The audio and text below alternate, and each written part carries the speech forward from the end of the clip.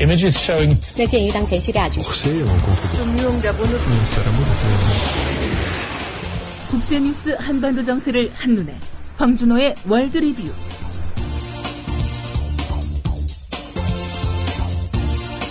네, 지구촌과 한반도 정세에 관한 뉴스들 정리해보는 시간입니다. 밤새 어떤 뉴스 들어와 있는지 국제뉴스 전문 캐스터 황준호 기자 연결해서 알아보겠습니다.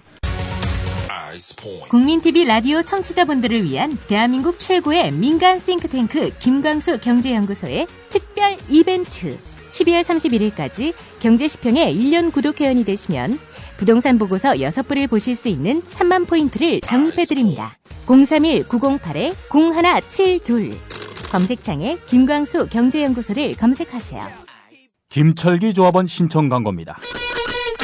국민TV 함께하는 핸드폰 쇼핑몰 T3010 조합원에겐 최대 27만원까지 할인해드리며 판매금의 일부는 미디어 협동조합 국민TV에 후원됩니다. 검색창에 T3010을 검색하세요. 국민TV 함께하는 핸드폰 쇼핑몰 T3010 문의는 070-7663-9386 070-7663-9386 황준호 기자님 안녕하세요. 예, 안녕하십니까? 예, 속보가 들어와 있군요. 북한 장성택 결국 사형이 집행됐습니까? 1시간 반 전에 북한의 조선중앙통신이 보도했는데요. 어제 장성택에 대한 국가안전보위부의 특별 군사재판이 있었고 북한 형법 제60조에 따라서 사형을 판결했고 즉시 집행됐다고 알려왔습니다. 지난 8일 일요일에 숙청을 결정했으니까 그 후 4일 만에 재판과 사형 집행까지 아주 속전속결로 진행됐습니다. 김정은 제1위원장의 고모부라서 처형까지는 안 갈 거고 정치범수용소에 갈 거라는 전망이 많았는데 그런 어떤 잠재적인 불안 요소, 불만 요소까지도 완전히 싹을 잘라버리겠다는 일종의 공포 정치를 김정은이 보여줬습니다. 네.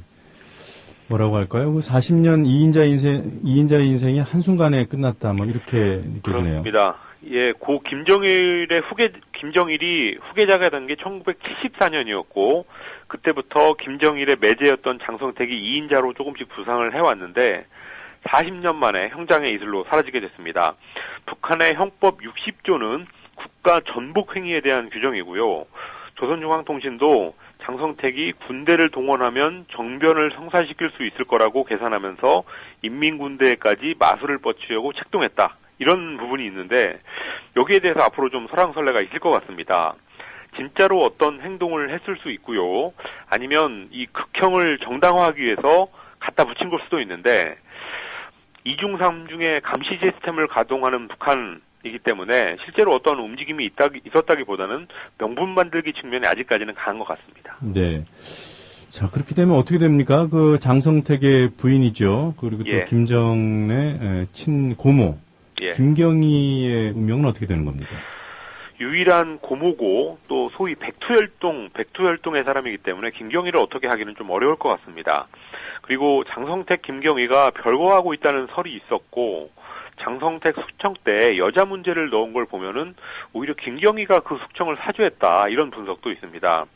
그리고 장성택 숙청에 대해서도 아무리 북한이지만 근본적으로는 김정은 스스로 자기의 권력 기반을 약화시켰다고 보는 전문가들도 많은데요. 북한은 세계에서 유례없는 아주 독특한 유일 지배 체제를 가지고 있지만 아무리 그렇다고 하더라도 그 권력의 무상함 같은 근본적인 권력의 속성을 거스르지는 못합니다. 그렇게 볼 때 김정은이 만약에 고모까지 친다면 그거는 정말 김정은이 위험한 지도자라는 걸 보여주는 거라고 볼 수 있을 것 같습니다. 네. 자, 다른 얘기를 여쭤보도록 하겠습니다. 미국과 영국이 시리아 반군에 대한 지원을 중단하기로 했어요. 12만 명 이상 사망한 시리아 내전에서 그동안 미국과 영국이 반군 쪽에다가 의약품, 차량, 통신장비 같은 비살상 지원이라는 걸 해왔는데요. 그걸 일부 중단하기로 했습니다. 지원품들이 이슬람주의 과격 세력한테 흘러갈 우려 때문인데요. 그만큼 시리아 내전에서 이슬람주의 세력이 커지고 있다는 것을 보여주는 결정이었습니다. 네. 그러니까 이슬람주의 세력도 반군이긴 한 거죠? 그렇습니다. 시리아 반군의 구성은 상당히 복잡한데요. 크게 세 부류가 있습니다.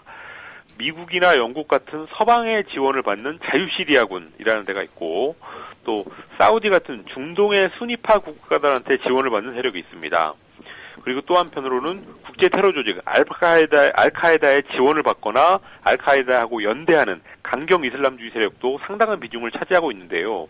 이 마지막 세 번째 이슬람 세력은 시리아 정부를 공격하다가도 언제든지 서방 쪽에다가 총뿌리를 돌릴 수 있습니다. 그래서 그동안 서방의 근심거리가 되어왔고 서방이 시리아 반군을 전폭적으로 지원할 수 없는 이유이기도 했는데요. 바로 그런 우려 때문에 이번에 미국과 영국이 어려운 결정을 내렸습니다. 네. 자, 중국에서 철거민들이 집단 자살을 시도했다는 기사가 들어와 있군요. 집을 강제 철거당한 지방 주민 12명이 베이징 시내 한복판에서 집단 음독 자살을 시도하는 사건이 일어났습니다. 후베이성 우한시의 주민들인데요. 그저께 오후에 베이징 중심부의 천안문 광장 남쪽에서 각각 500ml, 상당히 많은 양인데 이 농약을 마시고 집단 자살을 시도했습니다. 음독 30여 분 뒤에 경찰한테 발견돼서 병원에서 치료를 받으면서 다행히 생명에는 지장이 없는 상태가 됐습니다. 이 사람들은 3년 전에 우한시가 도시를 개발하다가 합당한 보상 없이 집을 강제로 철거하니까 상급기관에다가 여러 차례 그 어려움을 호소했습니다. 그렇지만 모두 외면당했고 거기에 항의하는 뜻으로 극단적인 행동을 했다고 합니다. 네. 자, 철거에 반대하고 버티는 집 하나만 섬처럼 남고 주변이 다 개발되는 이른바 중국식 알박기 사진이 화제가 된 적도 있지 않았습니까? 예. 네, 이런 갈등 한두 번이 아니죠?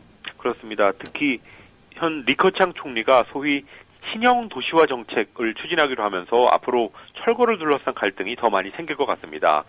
리커창의 신형 도시화라는 거는 중국의 내수 활성화를 목적으로 하는 아주 중요한 정책인데요. 사람의 도시화, 그러니까 도시로 흘러간 농촌 출신, 소위 농민공들한테 도시민으로서의 자격과 거주지 이런 것을 주는 도시화가 1차 목표입니다. 그렇지만 그렇게 하다가 보면은 철거라든지 도시정비 이런 것들이 수반될 수밖에 없기 때문에 앞으로 이런 철거 갈등이 동시다발로 벌어질 가능성이 많습니다. 그래서 배제와 차별이 없는 도시화를 최대한 추진하는 게 중국 당국의 숙제가 되고 있습니다. 네. 자, 이제 올해의 인물을 언론들이 막 뽑고 있지 않습니까? 예. 타임지는 교황을 뽑았더군요. 예. 예. 그리고 또 중요한 그 뉴스 인물 중에 하나가 스노든 아니겠어요?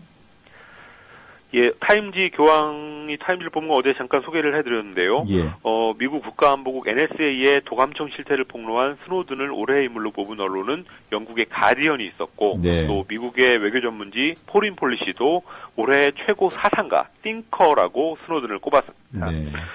포린 폴리시는 스노든에 대한 수식어는 애국자, 내부 고발자, 여기에서부터 적, 배신자까지 다양하다라고 하면서 올해 세계에서 가장 평가가 분분한 인물이었고 동시에 국가 감시에 대한 논쟁에서 가장 중요한 인물이었다. 이렇게 선정의 이유를 설명했습니다. 우리나라에서는 스노든의 폭로에 대해서 좀 남의 일처럼 얘기하는 분위기가 있는데요. 사실 우리하고도 절대 무관치 않다는 게 최근에 특히 여러 곳에서 드러나고 있습니다. 네. 한편으로 타임지는 스노든이 교황에 의해서 올해의 인물 2위로 선정했습니다. 네. 그 프란치스코 교황하고요. 또 한 예. 친구의 우정에 관한 기사가 화제라고 하더군요. 영국 가디언이 교황하고 마르크스주의자인 친구의 인연을 소개했는데요. 교황이 10대 후반 때 알게 된 마르크스주의자 생화학자인 30대 중반의 여성 카야가라는 사람의 얘기입니다. 카야가 교황하고 오랫동안 정치와 종교의 차이를 넘어서 친구로 지냈는데 1977년에 교황한테 갑자기 자기가 가지고 있던 마르크스주의에 관한 책을 좀 맡아달라고 부탁을 했다고 합니다. 그런 책을 가지고 있기만 해도 발각되면은 죽임을 당할 수 있었던 그런 엄혹한 독재 시절이었는데요. 그래도 교황은 그런 위험을 무릅쓰고 그 책을 맡아줬습니다. 이 카야가가 그런 부탁을 한 거는 자기한테 닥칠 위험을 미리 알았기 때문인데요. 실제로 며칠 후에 당국에 끌려가서 고문을 당하고 살해를 당했습니다. 그 후에 2005년이 돼서야 교황이 이 카야가가 어디에 묻혀 있는지를 알게 됐고 그때 같이 죽은 사람들의 자식들의 부탁을 받아들여서 시신을 성당 공원으로 옮길 수 있게 허락했다고 합니다. 네. 아무튼 그 교황과 관련된 얘기거리들이 참 많아요. 예, 이 얘기를 가디언에 소개한 기고자도 카야가하고 인연이 있는 사람인데요. 아르헨티나에서 영자지 기자였는데 70년대 독재 때 자식을 납치당한 어머니들이 신문사에 와서 하소연하는 일이 많았다고 합니다. 그중에서 16살 딸이 없어진 카야가도 있었는데요. 다행히 나중에 딸을 구한 후에도 계속 이 사람이 신문사에 오길래 왜 그러냐고 물어봤더니 납치된 모든 아이들을 위해서 싸워야 되기 때문이다 라고 답했다고 합니다. 그런 사람이 결국은 본인도 납치를 당해서 결국 살해됐고 바로 교황의 오랜 친구였던 겁니다. 교황이 어떤 배경을 가지고 오늘에 이르렀는지 이것을 보여주는 기사로 어제 SNS에서 화제가 많이 됐습니다. 네. NBA 선수 출신인 데니스 로드먼. 예. 그 북한 농구팀 훈련을 지원하기로 했어요.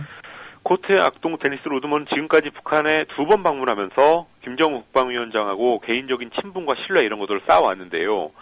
이번 달 19일에 또 북한에 가서 북한 농구 대표팀을 훈련시킬 계획이라고 로드먼과 관련이 있는 온라인 베팅 업체가 밝혔습니다. NBA 은퇴 선수가 주축이 된 팀하고 같이 가서 북한 농구팀하고 친선 경기도 하기로 했는데요. 최근에 있었던 장성택 숙청과 사형 이런 같은 정세에는 영향을 받지 않는다고 설명했습니다. NBA의 전설급 선수들 몇 명도 이번에 같이 간다고 하는데 실제로 가는 사람이 있을지 관심이 가고 있습니다. 그동안 로드먼이 밖에서 북한하고 김정은에 대해서 얘기를 좋게 해주면서 상당한 신뢰가 쌓였다는 것을 보여주고 있습니다. 네, 오늘도 여러 가지 소식 잘 들었습니다. 고맙습니다. 감사합니다.